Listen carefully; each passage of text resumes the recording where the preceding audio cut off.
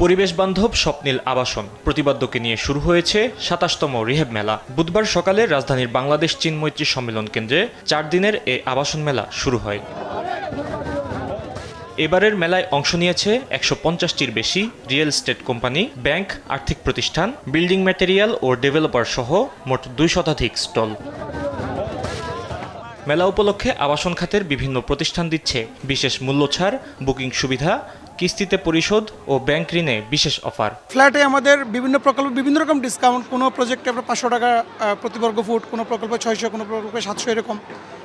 Land প্রকল্প আমরা আপনার আকর্ষণীয় একটা গিফট, কোনো ক্ষেত্রে 10% ডিসকাউন্ট, সেটা ডাউন পেমেন্টের উপর ডিপেন্ড করে নির্ধারিত হয় মূলত। কামিং ইয়ার্স আমরা আপনাদের দেশবাসীর জন্য আরও ভালো সার্ভিস দিতে পারবো।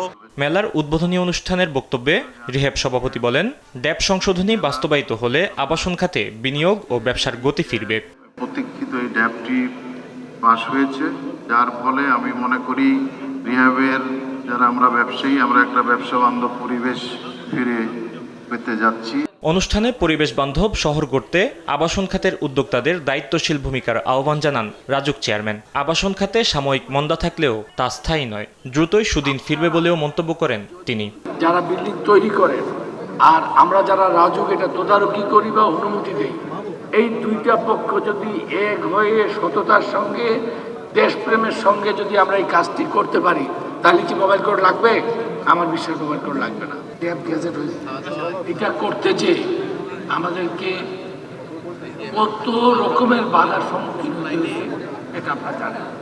আবাসন খাতের এ মেলা চলবে আগামী শনিবার পর্যন্ত, যেখানে ক্রেতা ও বিনিয়োগকারীদের জন্য এক ছাদের নিচে মিলছে আবাসন খাতের সব সমাধান। ফাহিম ইউসুফ, দেশ টিভি, ঢাকা।